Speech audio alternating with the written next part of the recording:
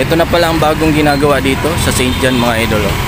Para siyang ano, to, para siyang, ewan ko kung ano ito. Parang pilgrimage, ano? So, yan oh. Bali nandun si Mama Mary. Ayan si Mama Mary. Tapos naglagay sila ng bago ito. Ayan. So, nilagyan na rin nila ng gate dyan sa palibot. Grotto. Grotto pala ito, no? Grotto. Oh.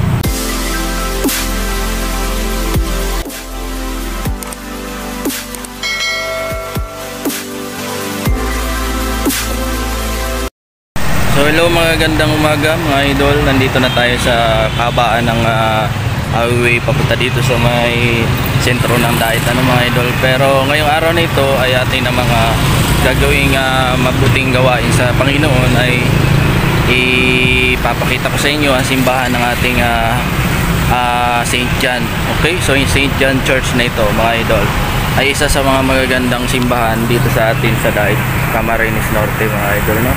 So kung may time kayo mga idol, magnilay-nilay tayo sa Panginoon, pwede tayo ditong magsimba, malakip ng ating pagmamahal sa Panginoon or Diyos, ano? Ay mga idol, sana samahan niyo ako na i-ano natin ito, i-vlog natin ang ating lugar na kung saan magkakaroon tayo ng idea kung paano pumunta dito sa simbahan ng St. John. Okay, so tara mga idol, let's go! So ito nga mga idol ang simbahan ng St. John na katabi lang ng isa La Consolacion College, no? Papuntang sentro ng Dait tayo mga idol. Ayan. So ayan. So tawid tayo mga idol para may ano natin, may vlog natin itong simbahan na kung saan ay pwede tayo dito magsimba. Okay? So nanay, hello po. Marami pala dito nagsisimba, no? Marami po. Ayo. Tulad nito mga ganitong mga oras. Kahit umaga po. Mayo pa. Ayo. Pero pag Sunday talaga punuan dito. Ay marami po.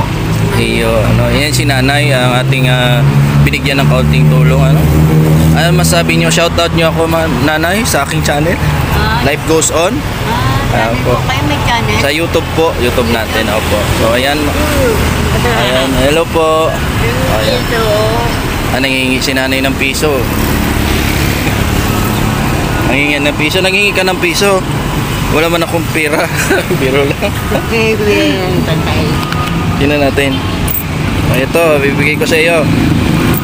Oh.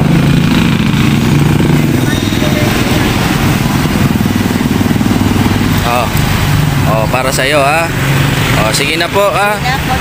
Okay, sige po. Punta na po kayo. So ayan mga idol, no. Puntahan na natin itong simbahan, ano, ng St. John. So, ayan mga idol. Pasok tayo sa. So actually may misa ngayon mga idol, no. Hello. So kung gusto niyo magsimba dito mga idol, bukas ang ating simbahan para sa mga dibotong tulad natin ng mga Kristiyano, no? Tingnan natin sa loob lang. Tingin na tayo ng kaunti. Silip lang. Pasilip lang ba? So, pasilip. Ayan.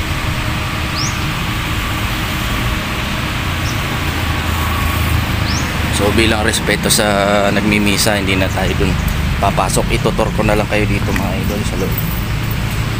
Sa labas na lang pala, sorry. So ayan, meron ditong tirika ng ating mga kandila, no? So ayan, prayer before lighting the candle. Okay.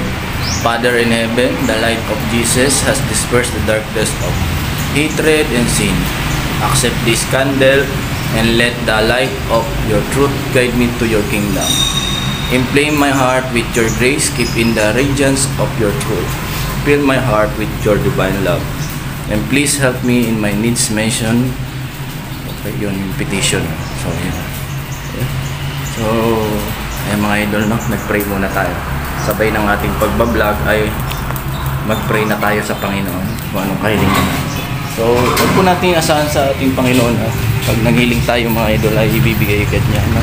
Kasi hindi naman lahat ng kailangan ay binibigay ng Panginoon natin. Kasi unang-una tayo rin ang gagawa.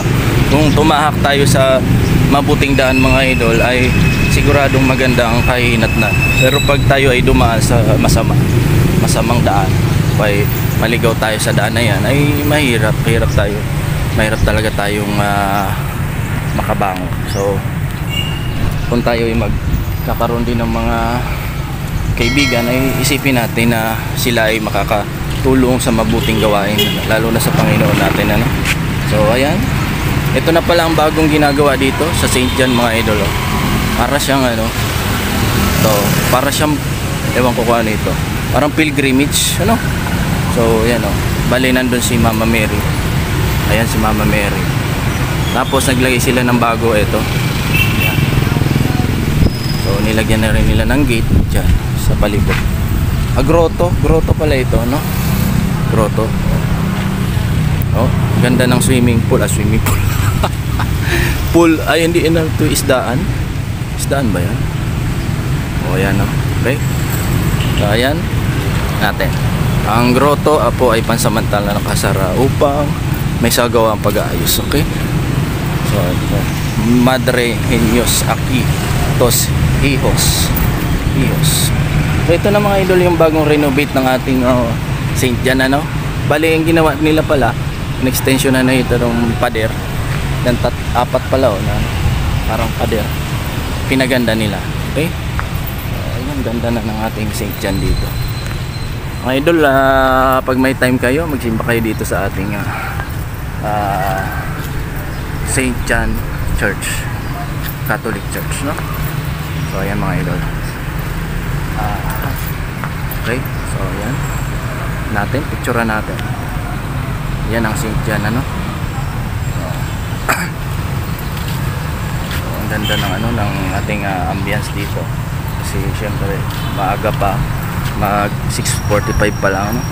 Tapos ito yung grotong ginagawa nila, ano? No? So ayan yung ating 10 utos ng Panginoon, no? Babasahin natin ang 10 utos ng Panginoon. Ako ang Panginoon mong Diyos, huwag kang magkaroon ng ibang Diyos maliban sa akin. Huwag mong, number 2, huwag mong ipahamak na ipanumpa ang pangalan ng Panginoon o Diyos. Mangilin ka, number 3, kung linggo at pistang pangilin. So itong mangilin mga idol, ito talagang gawain natin, magsimba, ano? Para magpasalamat sa Panginoon. 4, itong pinakamatindi mga idol na dapat gawin natin, igalang mo ang iyong ama at ina. 5, huwag kang papatay. 6, huwag kang magkapit. 7, huwag kang magnakaw. 8, huwag kang magbintang o manirang puri sa iyong kapwa. O yung mga marites dyan, ha, tama na ang paninirang puri sa kapwa. Number 9, huwag kang magnasa ng hindi mo asawa. Ayun, bigat nun. 10, huwag kang magnasa ng hindi mo pag-aari. So huwag mong pagnasaan yung mga hindi mo pag-aari. Para sa tao, ibigin mo ang iyong kapwa gaya ng iyong sarili. Para naman sa Diyos, ibigin mo ang Diyos na higit sa lahat ng bagay. Kasi alam niyo mga idol, higit sa lahat ng bagay ang ating Panginoon. Panginoon parati ang isipin natin. Sambahin natin siya nang walang pagdududa sa sarili, no? Kasi actually, ang pagsasamba sa Panginoon ay isa yan na napakabuting gawain natin, no? Kahit ano man ang relihiyon natin, iisa lang naman pinagsasambahan natin, ang Panginoon pa rin. Okay? So tandaan natin mga idol na ang Panginoon natin ay hindi nagbabago. Magbago man tayo mga tao na anak niya, ay ang Diyos ay hindi niya kayang magbago sa atin. Parati siyang humble, no? So ito mga idol, ang likuran ng ating simbahan. So punta natin yung likod. So yan. Okay. So kita natin yung yung likuran mga idol. So punta naman tayo dito sa kanilang pag mag-event kayo ng pabinyag or something na ganyan, madali lang natin yan puntahan dito. Schedule tayo. Kaya lang sarado pa yung opisina. Maaga pa kasi mga idol. So yan, diyan kayo pupunta. Mag-schedule kayo, no? So ayan mga idol, na ipakita ko na sa inyo ang buong St. John Church. Yan. So ayan mga idol, no, naipakita ko na rin sa inyo actually yung ating simbahan na St. John Church. So magsimba kayo dito mga idol kasi maganda dito talaga mo simba. Hindi ko nga alam kanina kung naliligaw na ako mga idol. Tingnan mo naman ang t-shirt ko, baliktad oh. Uy, nakaalis ng baliktad ang aking sando pala, hindi t-shirt, no? Kaya pauwi na tayo, pauwi na. So yung mga nanalo ng aking Gcash 5x550 dahil 2 lucky winners, congratulations Kenji and sino yun? So, Kevin ba yun? So ayan, Dexter pala yung isa. So thank you sa pagsali nyo. Pag gusto niyo sumali mga idol, subscribe my channel, like, share or comment dyan. Meron tayong pag-giveaway bukas alas 9 naman ng gabi, isang winner ng 1,000. So ito yung mga idol ay pinamigay ko sa aking pagpapasalamat sa inyo na walang sawang pagsuporta ng ating channel, no? So ito ang St. John. Hanggang dito na lang muna tayo mga idol. Salamat sa inyong panonood. God bless you all. Bye bye.